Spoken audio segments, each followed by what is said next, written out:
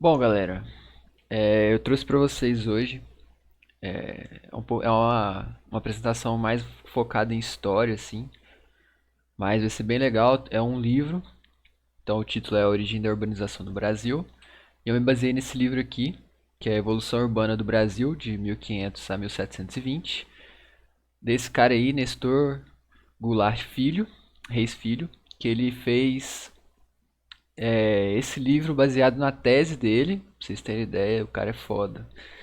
Ele fez uma tese desse assunto e aí ficou tão bom o trabalho científico que ele transformou num livro, que é esse livro que eu tenho, que eu baseei. E ele apresentou esse livro para concorrer a uma cadeira de professor na FAUSP no ano de 64. E hoje ele está com 90 anos e ele ainda, quer dizer, ele já aposentou, né? Mas ele ganhou a cadeira lá e foi professor. Então é um trabalho assim excepcional. Só que antes de eu começar, queria deixar algumas coisas claras. Deixa eu ver aqui. É que, tipo, como esse livro ele é baseado numa tese, ele é muito científico. Então, pra vocês terem uma ideia, tem um ano que eu tô lendo ele já, que ele é muito denso. Então,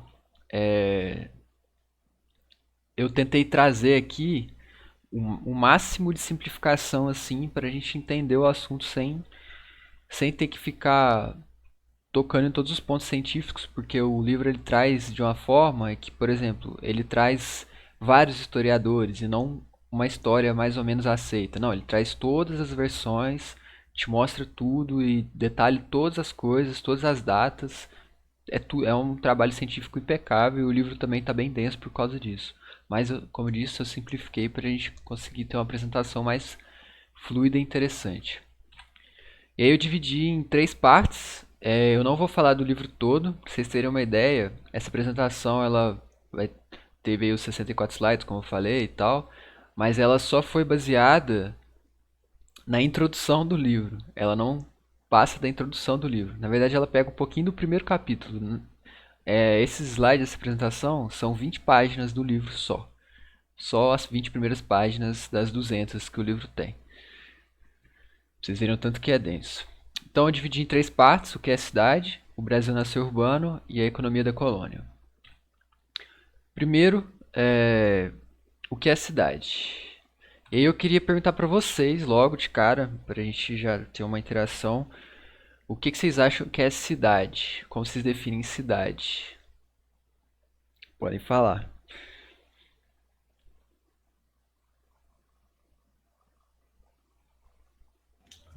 Pode ser dito como um núcleo urbano, no caso assim, uma aglomeração onde pessoas realizam trocas, né, interações. Acho que pode ser tido mais ou menos isso. Top. Mais alguém? Ah, eu penso parecido com a definição que o Paulo Mendes da Rocha é, fala, né? Que a cidade ela é como o habitat do homem, né? Onde ele, ele tipo assim, realiza, é onde ele, sei lá, atua, né? Como animal, homem, como, tipo assim, como. Enfim, eu acho que vocês entenderam, né? São diversos aspectos econômicos que vão se derivando das relações entre os homens que vão habitando ali, enfim, é isso que eu penso. Mais alguém?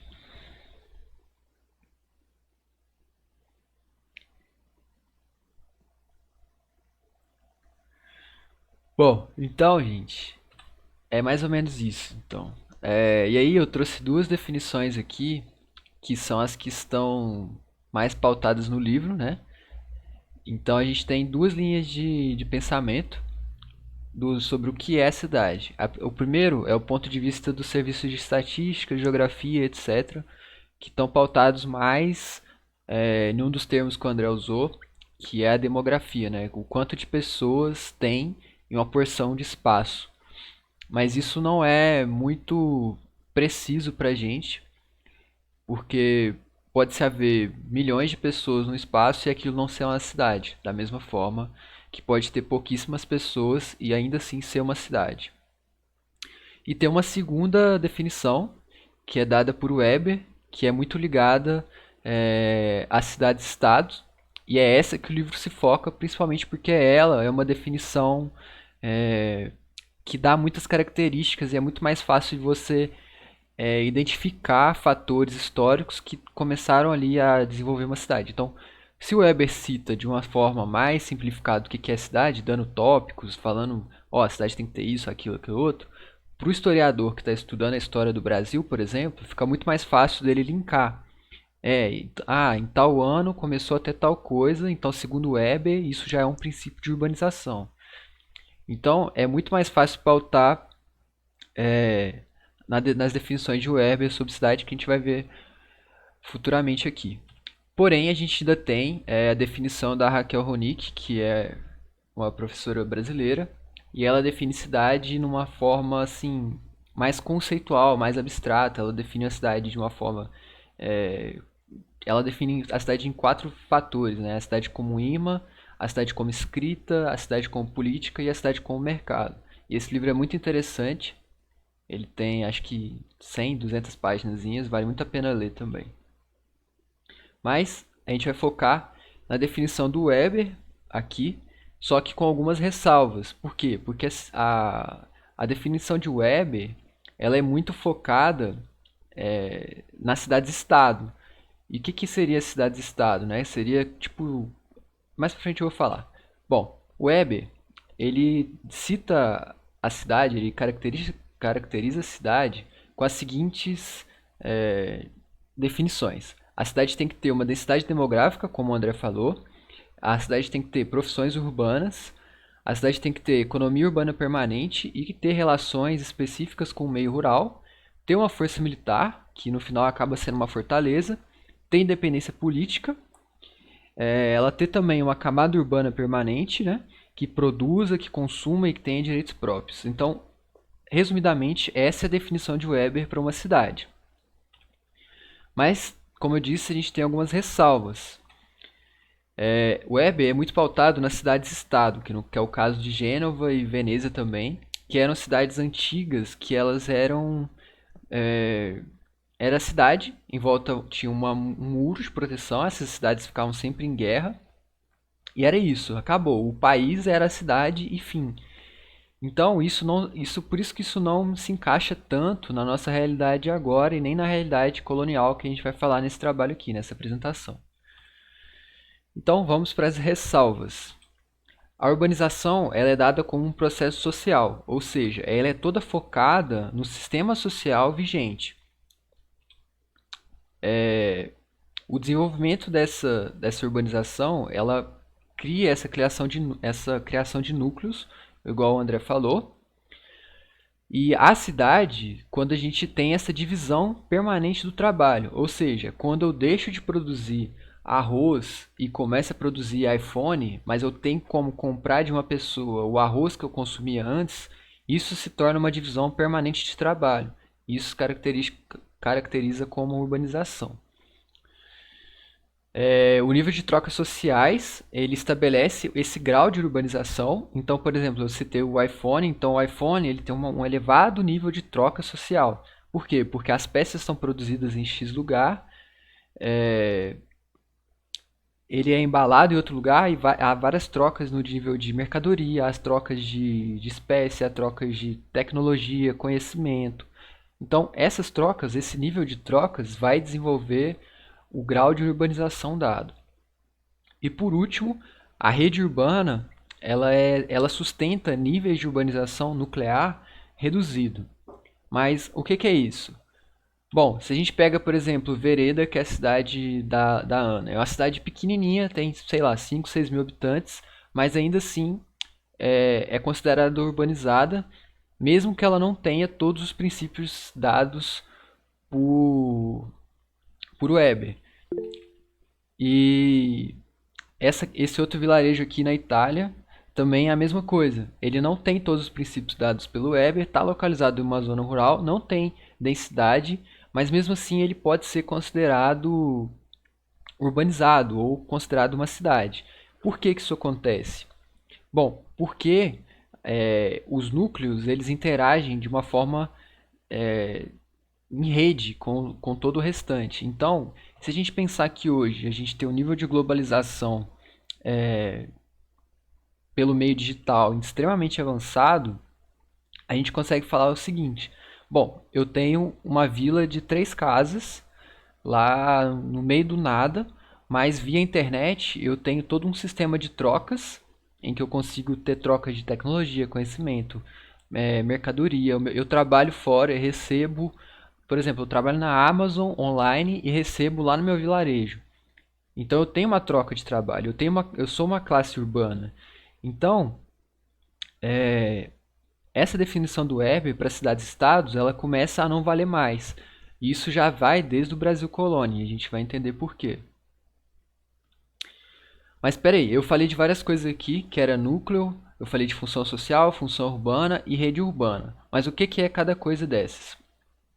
Eu vou passar uma sequência de imagens aqui, e eu acho que vocês vão conseguir entender sem eu precisar falar praticamente nada. Núcleos, função social e função urbana e rede urbana. Então, vamos lá. A gente tem núcleo, função social e função urbana e rede urbana. Mas o que que é cada um?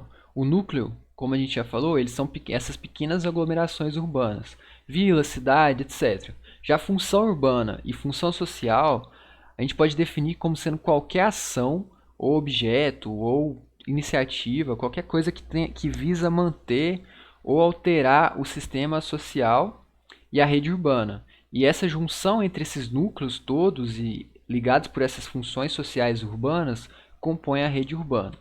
Então é basicamente isso. A rede urbana é todo o conjunto, os núcleos são suas pequenas aglomerações humanas e as funções sociais e as funções urbanas são as ligações entre esses núcleos que formam a rede. Então, quando eu mostrei lá o vilarejo e disse que ele não precisa ter todas as características de cidade, mas na rede que ele está inserido ele tem essas características, então ele é considerado cidade. Ele pode ser considerado cidade mesmo sendo um lugar de baixa densidade populacional e outros. Ele pode ter uma defasagem desses princípios que o Weber cita, que a gente conhece. E aí a gente passa para a segunda parte, o Brasil nasceu urbano. Eu coloquei esse nome aqui porque é o episódio 3 de uma série do Sesc TV, produzida em 2019, que é muito interessante, que fala mais ou menos desse assunto de uma forma mais rápida. Mas por que o Brasil nasceu urbano? Se a gente for pensar, o Brasil, quando foi acertado, né, pela caravana de Cabral, ele nasceu como uma colônia. E se a gente colocar a colônia como uma parte em que Portugal tomou posse, uma terra que Portugal tomou posse, invadiu, a gente consegue colocar o Brasil dentro da rede urbana que integra Portugal como colônia e metrópole e Brasil, quer dizer, Portugal como metrópole e Brasil como colônia. Então, o Brasil, de certa forma, ele já nasce urbano, mesmo não tendo a sua urbanização que aos poucos vai se implementando.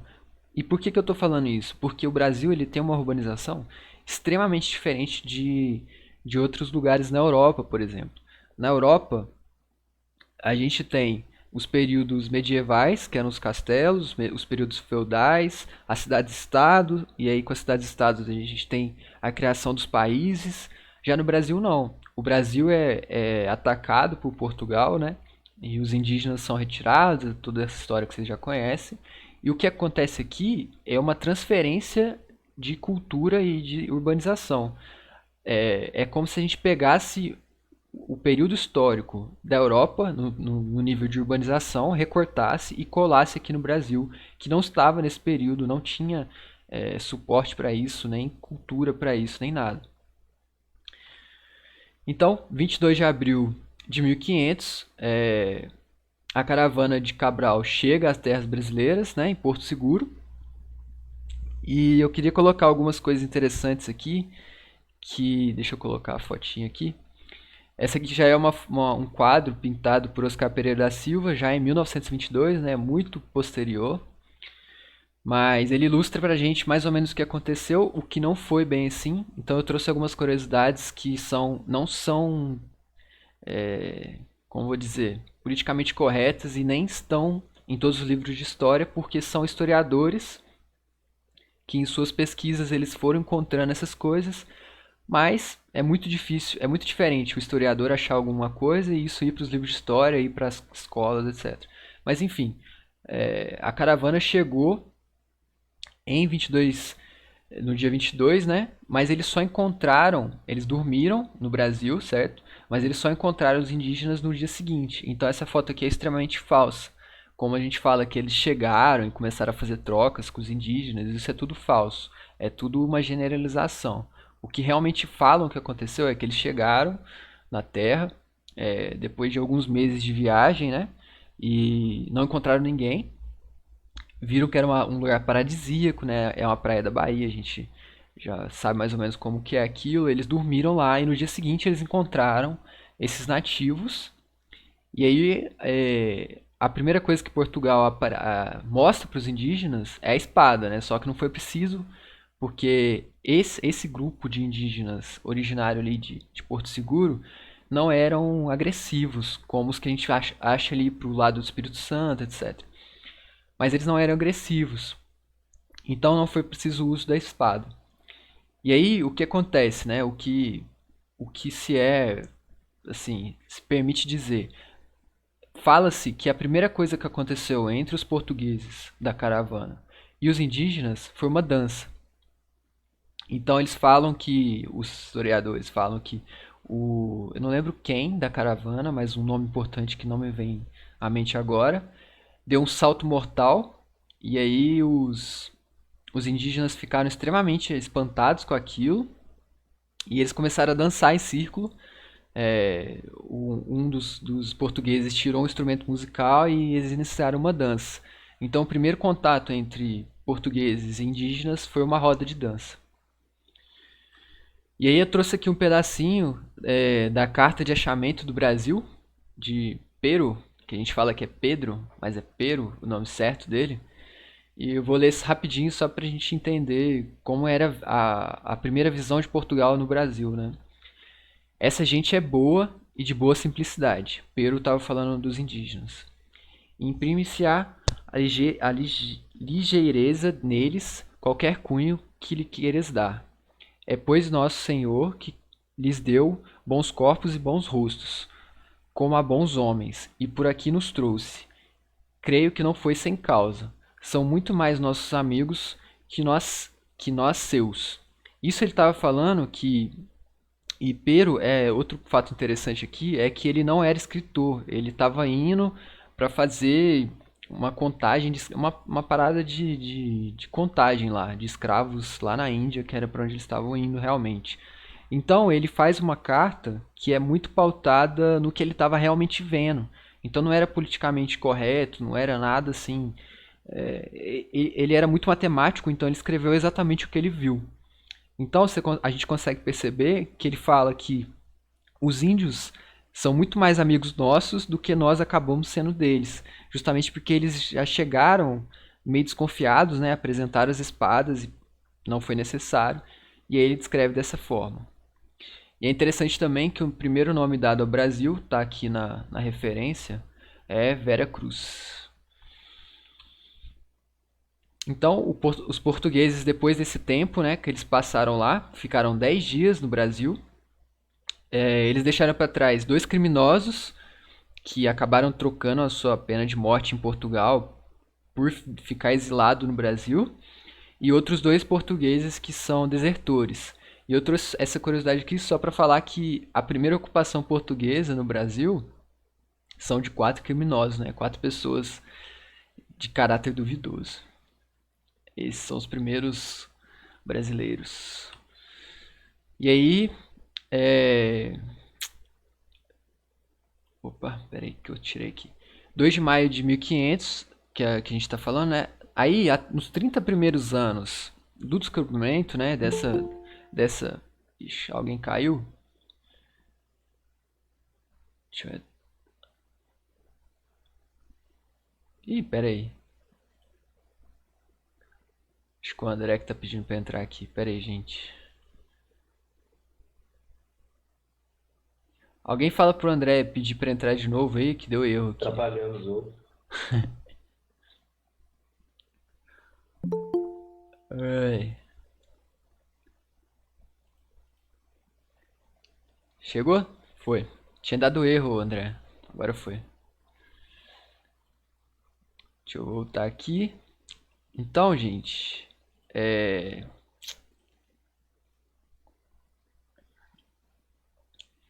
Então, nos 30 primeiros anos dessa colonização, tudo que aconteceu foi uma exploração muito grosseira dos recursos naturais, que foi esses 30 primeiros anos, e de 1530 em diante, a gente tem a instalação das capitanias, que é o que a gente vai falar agora, as capitanias hereditárias.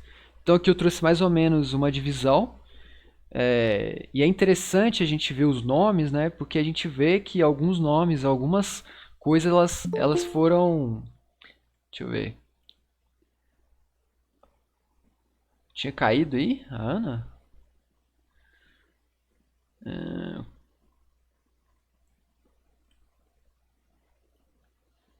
Deixa ela voltar aí. Voltou? Sim, desculpa.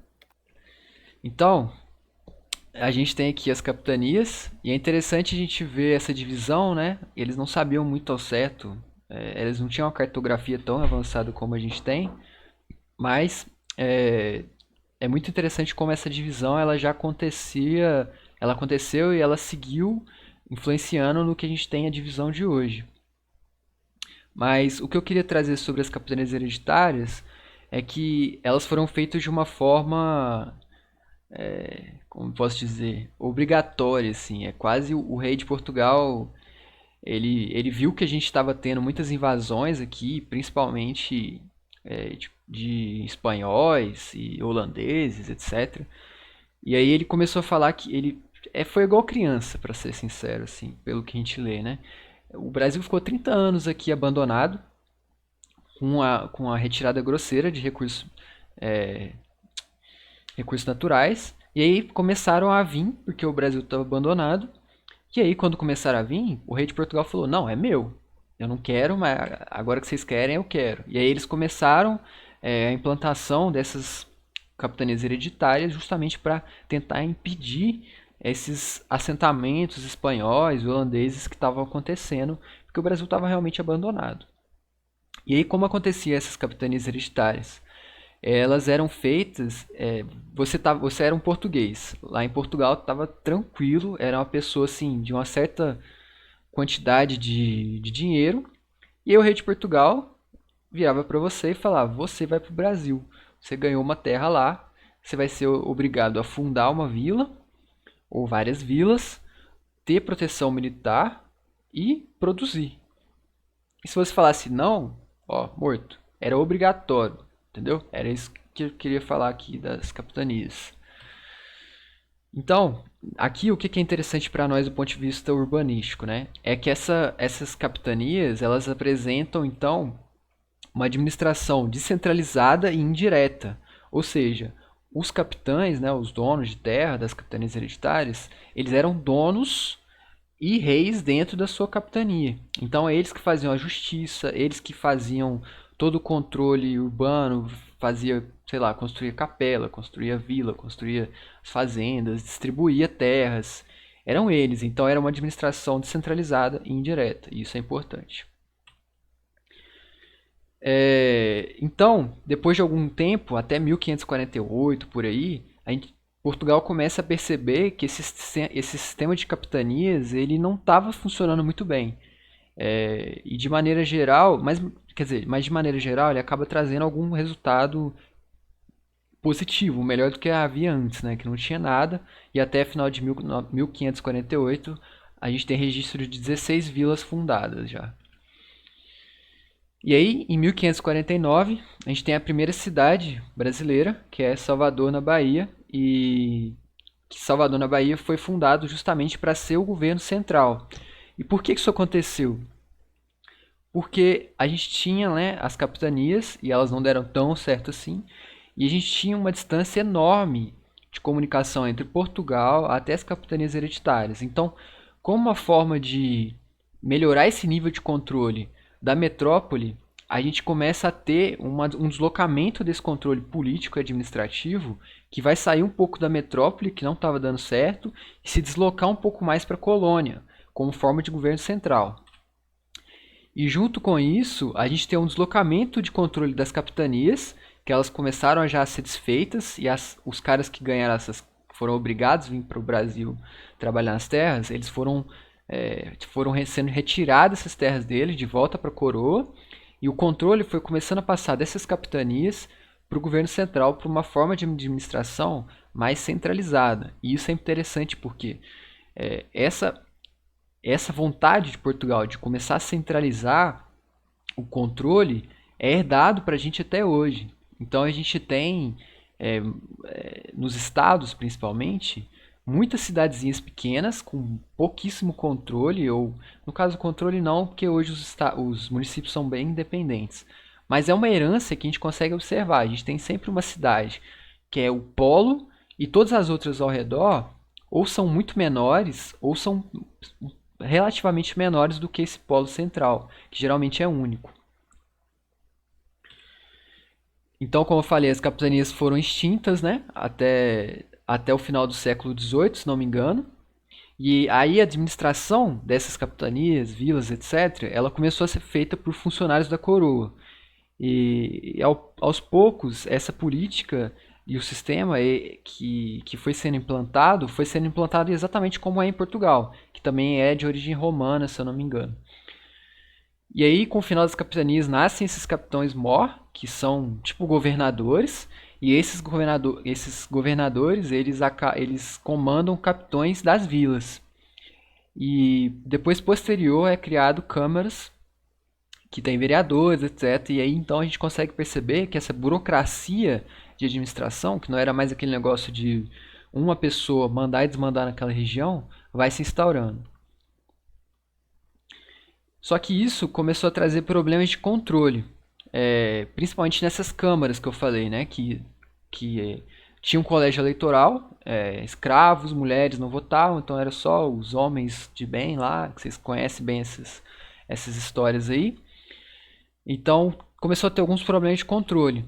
E o primeiro era a lentidão na comunicação. Então as câmaras elas demoravam muito a ter alguma comunicação com o governo central, e às vezes o governo central também tinha muita lentidão com falar com a metrópole. A gente também tinha um vasto território, então as terras eram distribuídas, depois eu vou falar disso. Aí o cara ganhava uma terra e sumia, não pagava imposto, não reportava nada para a colônia, para a metrópole. Então isso era um problema também de comunicação e de controle. Os proprietários rurais, os senhores de engenho, né, que a gente está acostumado a falar, eles comandavam os conselhos, né, as câmaras municipais, então as câmaras acabaram não servindo para nada, porque Portugal coloca as câmaras para o senhor de engenho perder controle. Mas aí o senhor de engenho comanda a câmara, deu na mesma. E, com tudo isso, Portugal decide então extinguir essas câmaras completamente. As votações agora para os vereadores, elas são decididas no governo central, e essas câmaras elas acabam sendo convertidas em departamentos auxiliares ali do governo central. Então, o que eu estou querendo falar aqui é que existe um esforço tremendo de Portugal a centralizar o poder no governo central e tornar todo o restante mero pau-mandado, entendeu? Então a gente tem que ter essa ideia. Então vamos agora ver um pouco da economia da colônia, como que era. E eu acho que aqui, junto com essa parte da política, é muito interessante para a gente entender como é que foi acontecendo essa urbanização.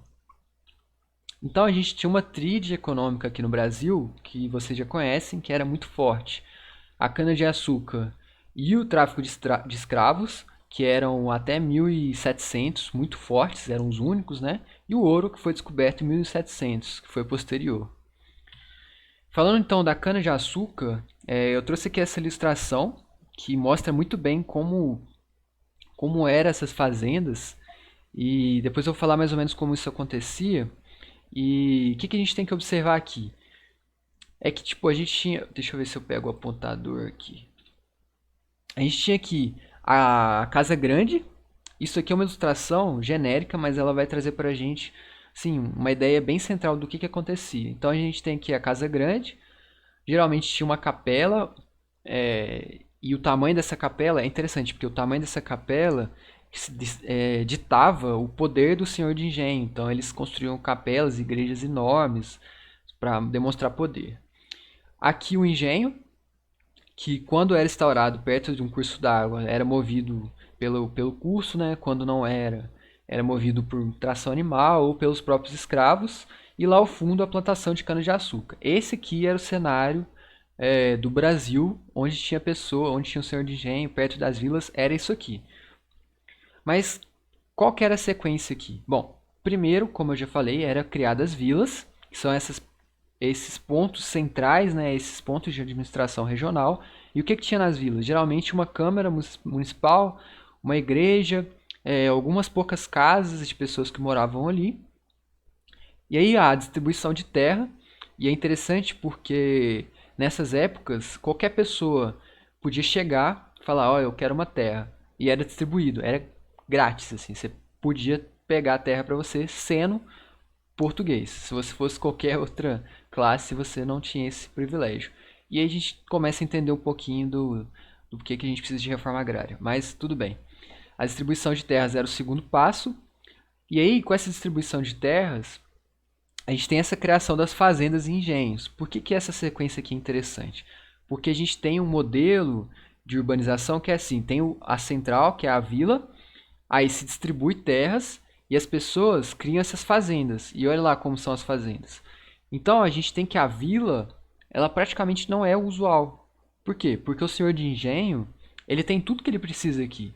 Se ele precisar de agricultura de subsistência, ele consegue produzir aqui, e era o que acontecia. Ele tem tudo que ele precisa aqui. Ele não precisa da cidade para nada, a não ser para votações, eventos sociais, eventos políticos, reuniões. Então o que a gente tinha nas cidades nesse período é o que a gente fala hoje da cidade morta à noite, que é aquele papo lá da cidade ser vivo o dia todo. Era exatamente isso.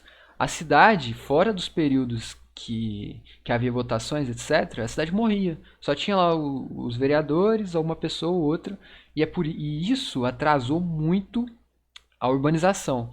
Porque as cidades não eram úteis, elas só existiam para um simples poder administrativo, como eu falei que Portugal insistia em ter. Mas de maneira prática, não fazia diferença ter ou não. Então, por esse modelo instaurado, a gente tem que não havia necessidade de fazer trocas, e tinha um outro problema também, é que como não tinha trocas, toda a riqueza ficava acumulada na mão do senhor de engenho. E como que esse povo gastava o dinheiro, já que eles não precisavam comprar comida, não precisavam pagar salário, já que era mão de obra escrava, eles ficavam importando coisas da Europa. Comprava vinho, comprava bacalhau, comprava tipo, coisas aleatórias, tipo joias, etc. Então, o consumo ficava, o dinheiro, né, a riqueza, ficava na mão de duas pessoas, os senhores de engenho e Portugal. Então, qual que era o cenário urbano, né, entre aspas, brasileiro até 1700? A gente não tem classes tipicamente urbanas, a gente tinha uma autossuficiência das fazendas, e isso inibia o comércio de uma forma muito grande.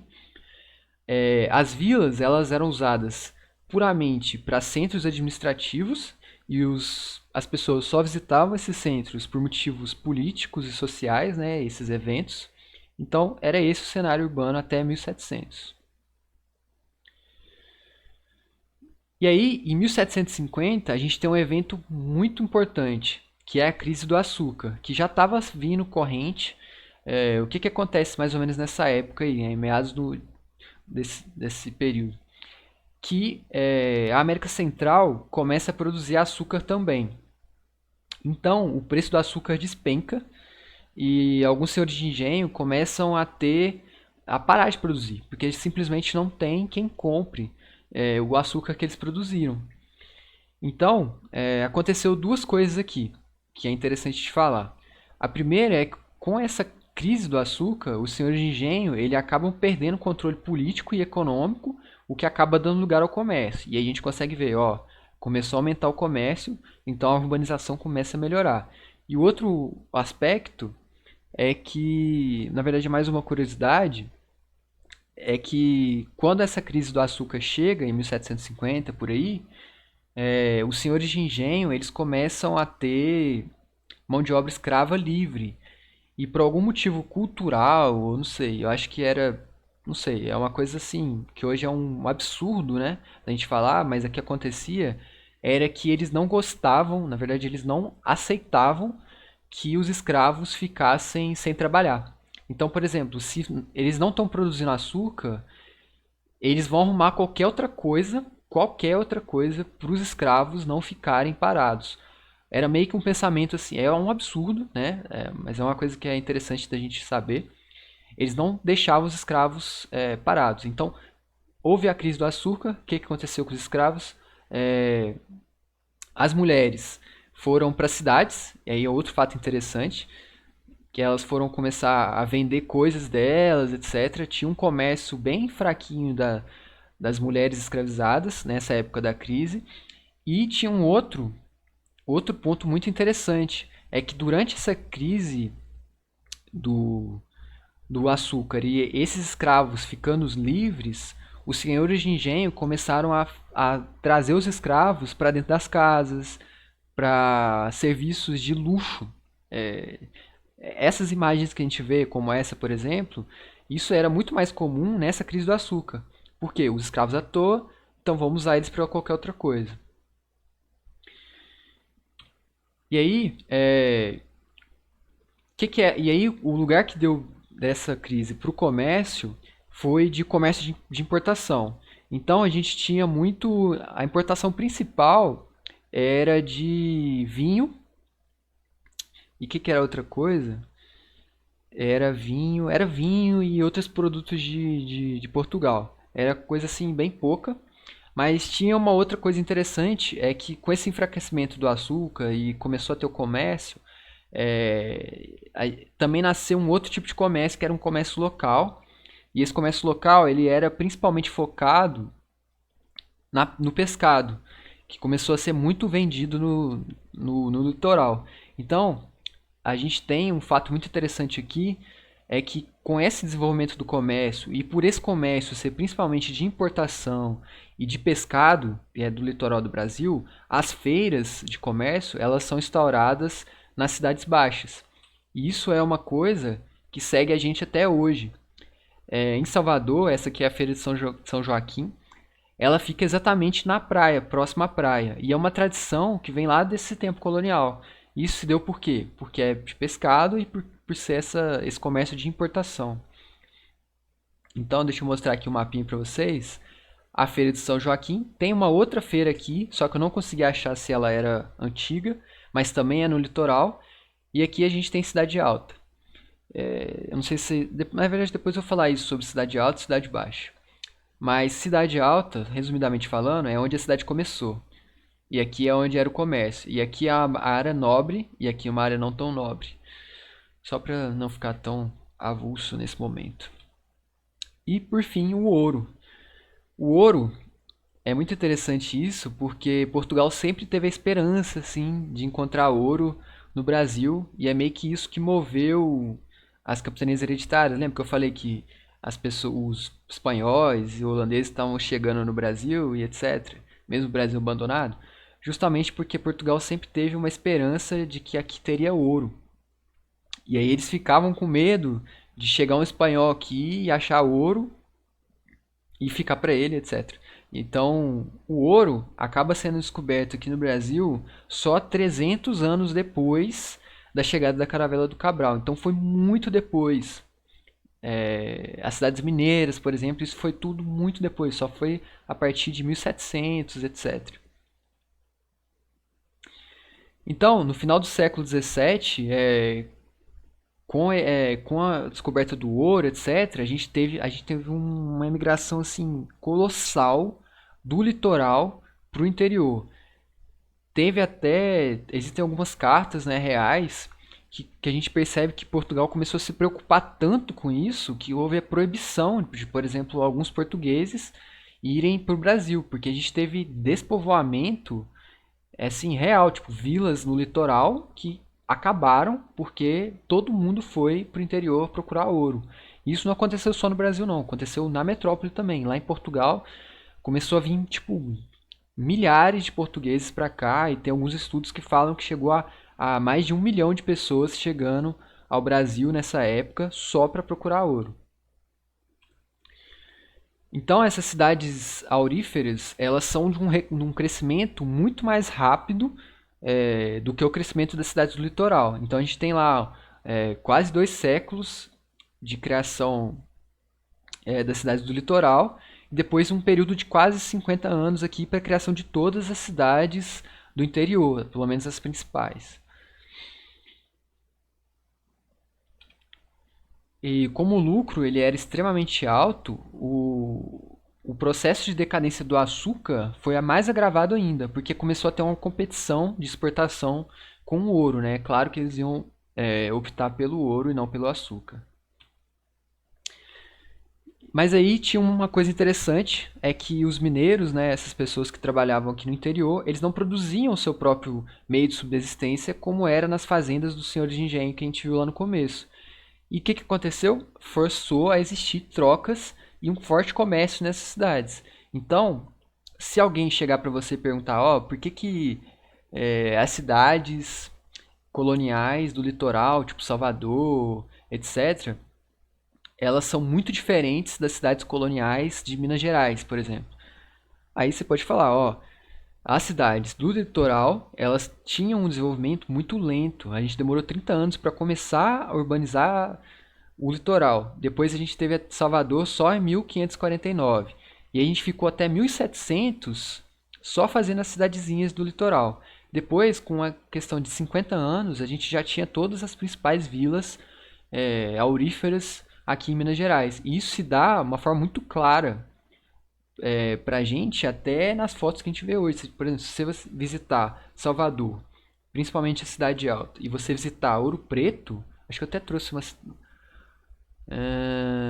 tá, rapidinho aqui. Se você visitar Ouro Preto, por exemplo, a gente vê uma diferenciação muito grande. Era uma cidade muito mais densa, não tinha aquele espalhamento que ocorria pelos senhores de engenho lá na produção do açúcar, e era muito mais rápido. As igrejas que a gente tem em Ouro Preto, por exemplo, também são muito mais ricas, etc. Então tem uma série de pontos que traz uma diferença muito grande entre esses dois tipos de cidades.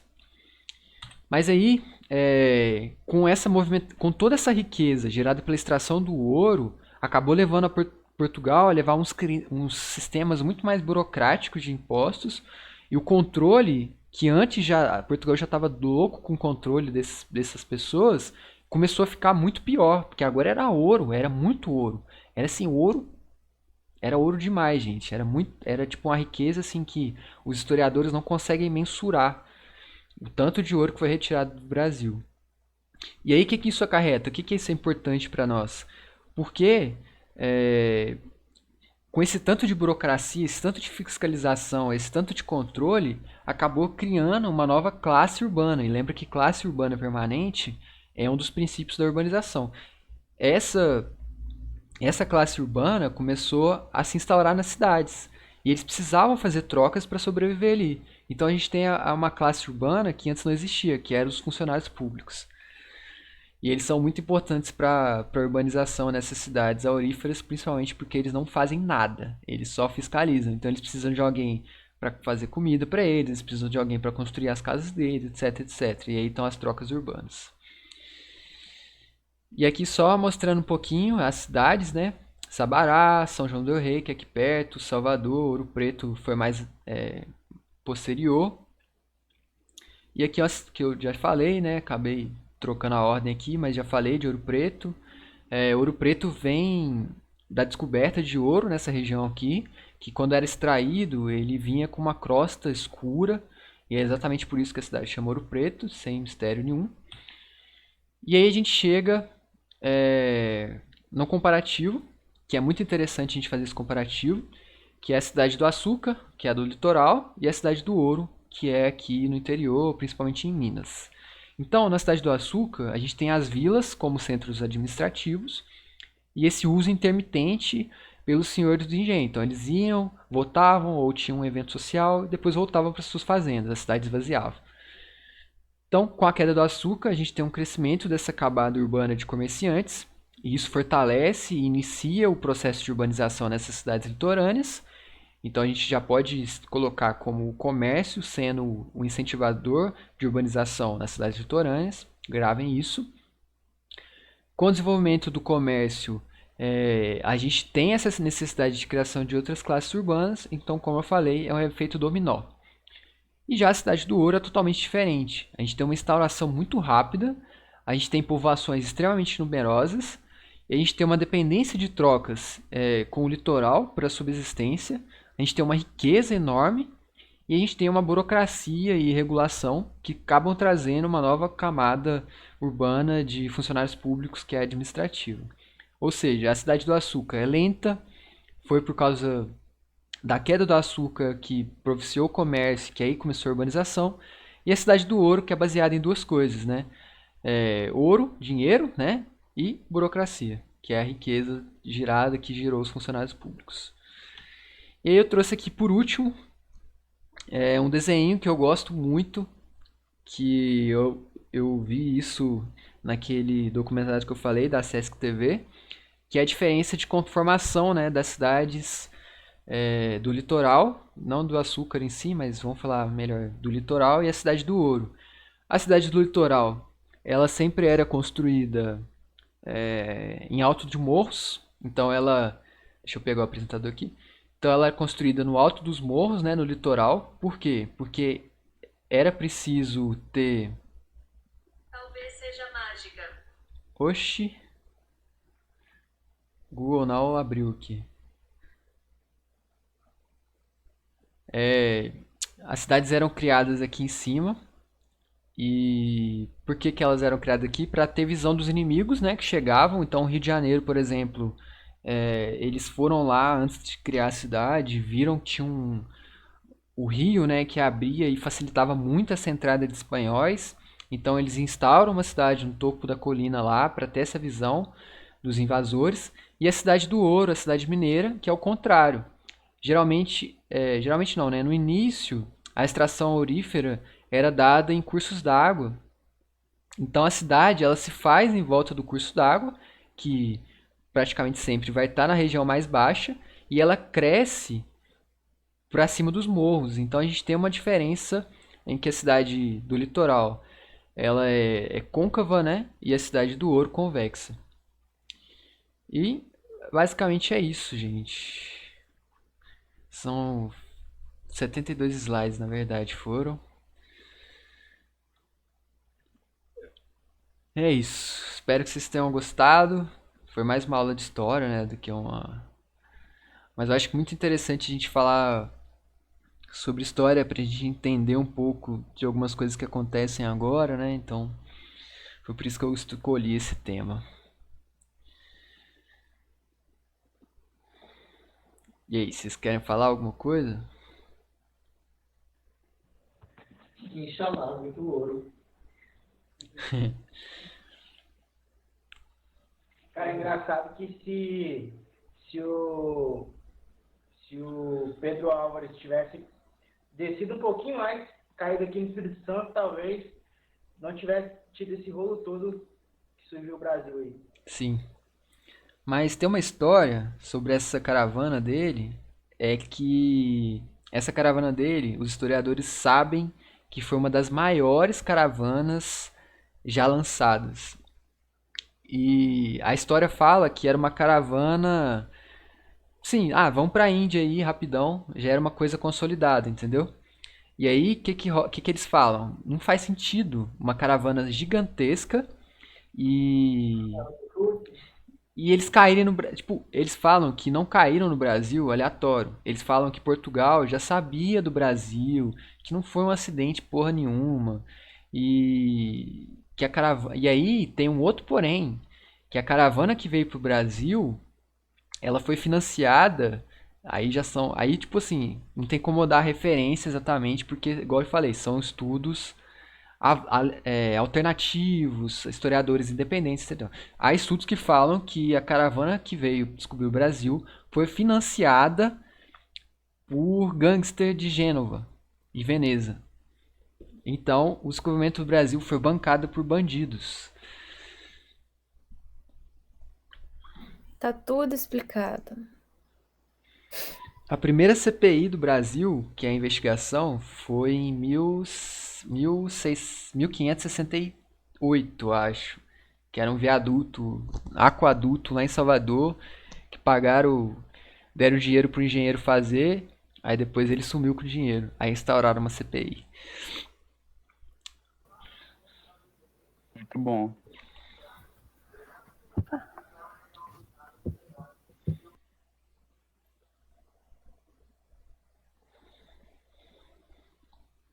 E aí, Não tem gente? muito o que falar, né? Porque, tipo assim, é meio que uma aula mesmo, São né? fatos, né? Não, se vocês E quiserem fazer perguntas também, eu posso a tentar. única coisa que eu não entendi foi na parte que você fala sobre um poder mais centralizado aqui no Brasil e sobre a parte da instalação de câmeras e na divisão desse poder. Eu não entendi muito bem como é que funcionava isso. Tá. Por que eu fiquei falando tanto dessa parte de política, de centralização econômica, etc? Porque a gente tem duas faces das funções urbanas, né? A gente tem a face administrativa e a face econômica. A econômica é bem mais fácil de entender, porque essa terceira parte aqui, a parte econômica, que fala do ouro, cana-de-açúcar, etc., é muito mais fácil de entender. A parte administrativa, ela é muito influente na urbanização, mas ela é muito influente de uma maneira um pouco mais indireta. E o que que rolava? Primeiro as capitanias hereditárias, né? Então a gente tem lá a divisão e cada um era dono da sua terra e fazia o que quiser. Então, por exemplo, se a Ana Luísa era dona de uma capitania hereditária lá do Espírito Santo e o André era um colono que tinha terras dentro dessa capitania. O André, por acaso, desagradou a Ana Luísa. E aí, a Ana Luísa, como era a dona daquela terra, ela fala assim: mata o André, acabou. Era isso. Era esse o sistema. Ou então, de uma maneira mais simplificada, a Ana Luísa cobrava imposto de todos os produtores da região da capitania dela e foda-se a coroa. Era isso que acontecia.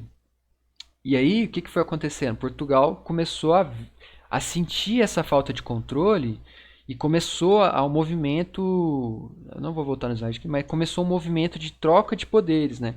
Então, o poder da capitania hereditária foi sendo tirado aos poucos e sendo mandado para a metrópole. Só que como tinha um espaço geográfico entre Brasil e Portugal muito grande e essa comunicação era muito difícil, eles resolveram instaurar o governo central, geral aqui no Brasil, em Salvador. E aí então a gente tinha um órgão, né, uma pessoa não, uma coisa de confiança da coroa, que era o governo central aqui no Brasil, que comandou o território de forma geral.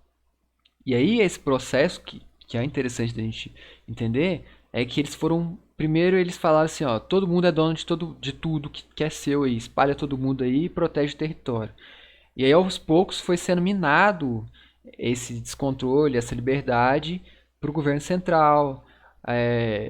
Aí primeiro Portugal criou as câmaras, só que as câmaras eram os vereadores, né, eles eram eleitos de acordo com colégios eleitorais, e quem comandava esses colégios eleitorais eram senhores de terra.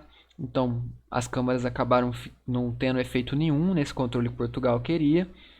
E aí, por fim, Portugal resolve, então, suspender as câmaras de uma forma que a gente conhece, né? Não era mais votado. Quem escolhia os vereadores era o governador geral. No caso, no começo foi Tomé de Souza. Então, o que é importante aqui é que foi sendo minado, eternamente minado. O Brasil, assim, o Brasil começa livre, administrativamente falando, e isso vai sendo minado aos poucos até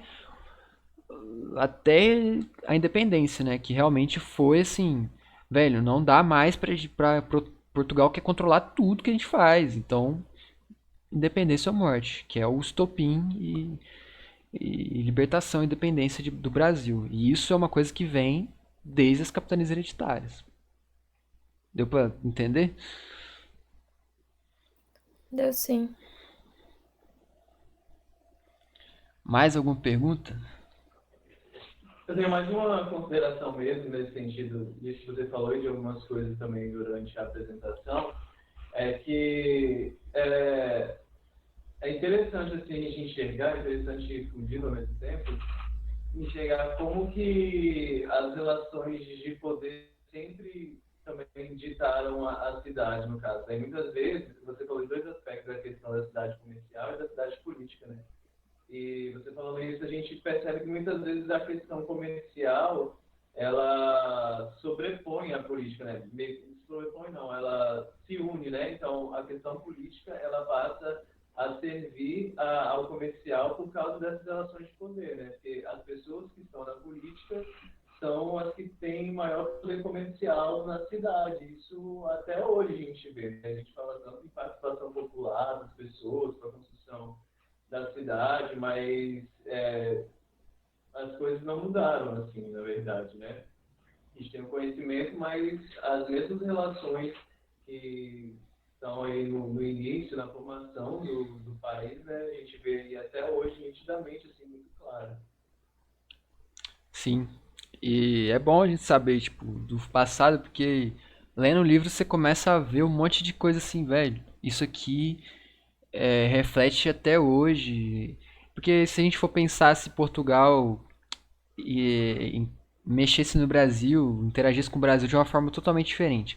Falar, ó, vamos continuar com as capitanias hereditárias, sim, e cada um aí vai ter o seu próprio comando, essa liberdade vai continuar, eu só quero uma melhor eficiência no recolhimento de impostos, etc. Se eles não fizessem um governo geral, não fizessem, ou fizessem pequenos governos descentralizados, em vez de um central que, sabe, a gente teria um modelo não só político, mas econômico e urbano totalmente diferente. Eu acho que assim, aí já é uma consideração minha.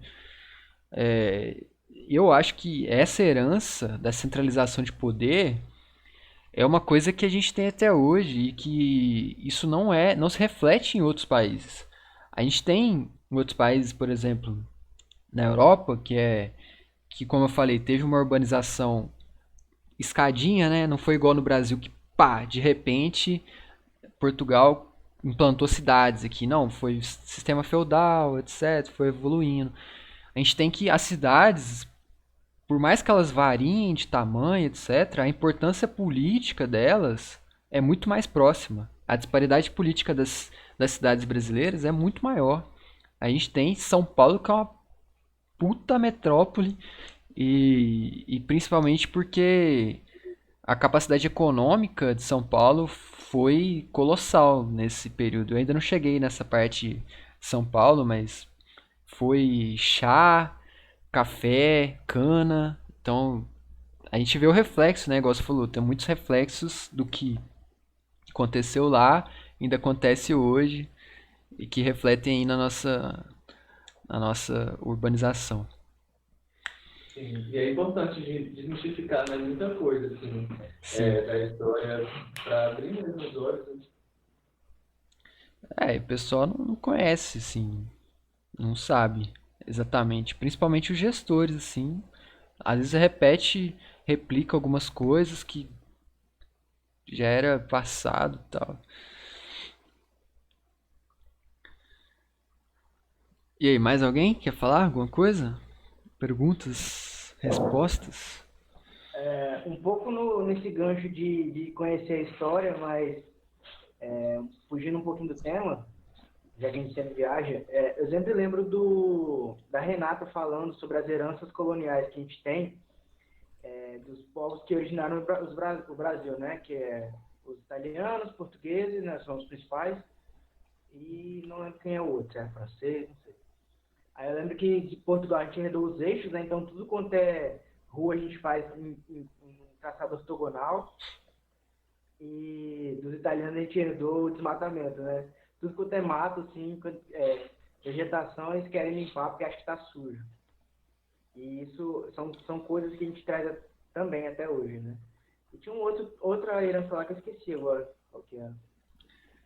Tem uma, Legal. tem uma herança. Pode falar, ô Cecília. Eu ia falar que é interessante que a gente ainda tem a influência das nossas influências, né? Por causa da ocupação moura em Portugal, e isso tá aqui na nossa arquitetura, principalmente em Minas, né? Com charabis. E é bem curioso como desde o princípio a gente é muito, muito mistura mesmo, direto ou indiretamente. Sim, é duas coisas, né? Tipo, o André falou de intervenções. O que eu ia falar? Caramba, esqueci. Você falou de intervenções mouras aqui, né? Que Portugal tinha isso também. Tem uns fatos muito interessantes que, principalmente das igrejas, aí já falando de arquitetura, né? Que eles não sabem, de certa forma, como chegou o barroco no Brasil. Porque não tinha algumas coisas, tipo, não tinha uma comunicação tão direta assim, eram cartas, às vezes algum desenho, e isso era muito raro, até carta era raro. Então a gente tinha Aleijadinho aqui, por exemplo, e há um mistério em volta dele, porque algumas igrejas, alguma arquitetura aqui no Brasil, principalmente nos começos do barroco, que ninguém sabe como que ele conseguia fazer o barroco se ele nunca tinha visto o barroco. E aí não é só isso, a gente tem disso na música, tem disso na pintura, a arte em geral brasileira no começo, ninguém sabe, porque não tinha como que ele sabe?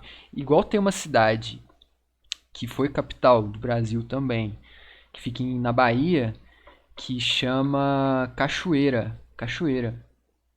Tem uma igreja em Cachoeira que tem traços orientais. Acho que é a igreja em Cachoeira também, que é um mistério também. Deixa eu ver se eu acho ela aqui. Cachoeira, Bahia. Acho que é Cachoeiro a cidade. Ah, não vou achar agora.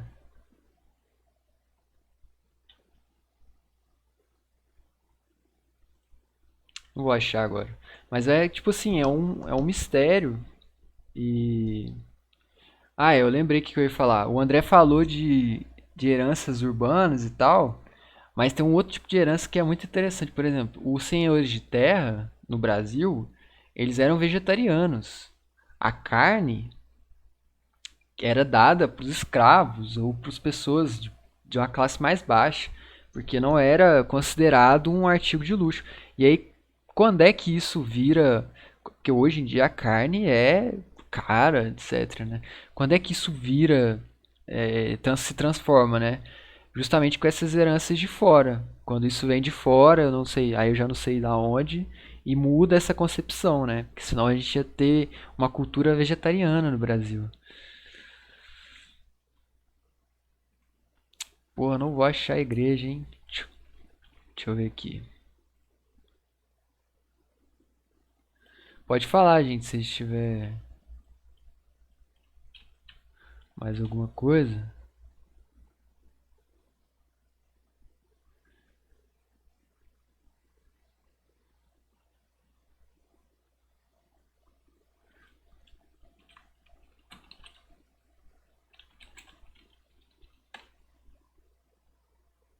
Ninguém vai falar mais nada? Vamos ficar vendo, eu fazer a pesquisa aqui. Eu encontrei uma igreja com traços chineses em Diamantina. Mas, tipo, eu não li o artigo, não. Só tá aqui a manchete. Cara, aí, ó, eu acho que é essa aqui, ó. Ah, não é em Cachoeiro, não. Confundi. Ou não é essa aqui?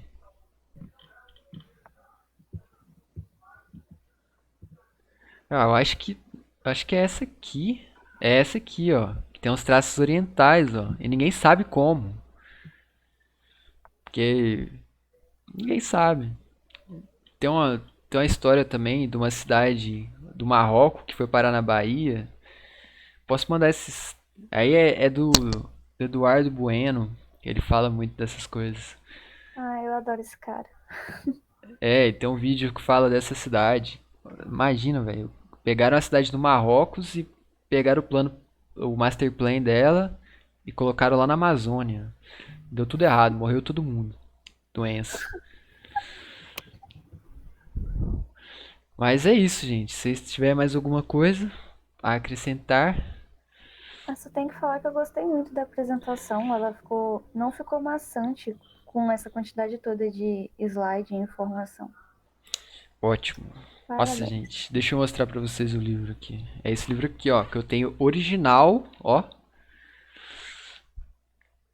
Ele é pequenininho, ó, 200 páginas. Ó, a apresentação foi até aqui só. Não sei se vai dar pra ver. Só isso, ó. É porque eu só fui até 1750 por aí. E só com o principal. Tem que escolher alguém então? Acabou as perguntas? Mais alguém? Sim. Quem que eu posso escolher? O Luiz foi o primeiro e ele me escolheu, certo? André. André. O André? Amigo. Vocês que sabem. Vocês podem fazer. De entrega semana que vem, mas. Mas, gente, eu não tenho, eu tenho a impressão que o André foi o primeiro, depois o Luiz, depois o Leandro. Nossa, eu não sei não, porque faz um tempo. Eu tenho essa falsa impressão que você apresentou, você foi o primeiro dessa rodada. Não, acho que não, a gente tinha visto isso semana Eu acho passada. que não também. Uai, se quiser olhar. Olha aí alguém no WhatsApp, sei lá. É. Deixa eu ver se eu tenho aqui. A gente fez uma lista um tempo atrás. Acho que eu tenho aqui, deixa eu ver.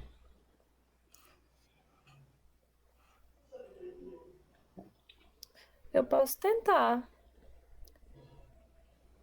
Ó, eu fiz do Vale.